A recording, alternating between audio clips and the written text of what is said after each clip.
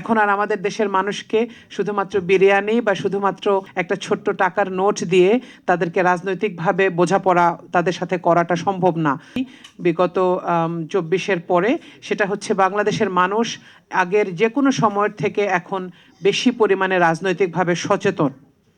এখন আর আমাদের দেশের মানুষকে শুধুমাত্র বিরিয়ানি বা শুধুমাত্র দিন শেষে একটি মিছিলের শেষে একটা ছোট্ট টাকার নোট দিয়ে তাদেরকে রাজনৈতিকভাবে বোঝাপড়া তাদের সাথে করাটা সম্ভব না। বাংলাদেশের মানুষ, আপামর জনসাধারণ, আপামর নাগরিক, শিক্ষিত, অর্ধশিক্ষিত, অল্প শিক্ষিত সমস্ত মানুষ এখন অনেক বেশি সচেতন হয়েছে রাজনীতির ব্যাপারে।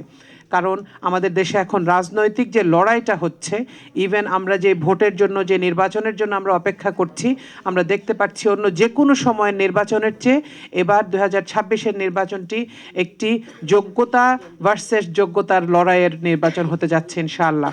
এখানে প্রতিটি প্রার্থী, আমি যে আসনের ভোটার, আমি সেই আসনে দেখছি আমি একাধারে অনেকগুলো যোগ্য প্রার্থীকে পেয়েছি। আমার জন্য এটা চিন্তার একটা বিষয় হয়েছে যে আমি কোন যোগ্য প্রার্থীকে আরেকজনের যোগ্যতার থেকে প্রায়োরিটি দিব। এটা একসময় বাংলাদেশের এই কনটেক্সটে এটা ছিল না। একসময় আমরা অনেক অযোগ্যতার ভিড়ে যোগ্যতা খুঁজতাম এবং অনেকটা হতাশ হয়ে ভোট দিতে যেতাম। এই পার্সপেক্টিভ, যে এই পরিপ্রেক্ষিত যেটা চেঞ্জ হয়েছে, এটাও আমাদের দেশের জন্য একটা অনেক বড় পজিটিভ পরিবর্তন এনেছে যোগ্য নেতৃত্ব নির্বাচনের ক্ষেত্রে।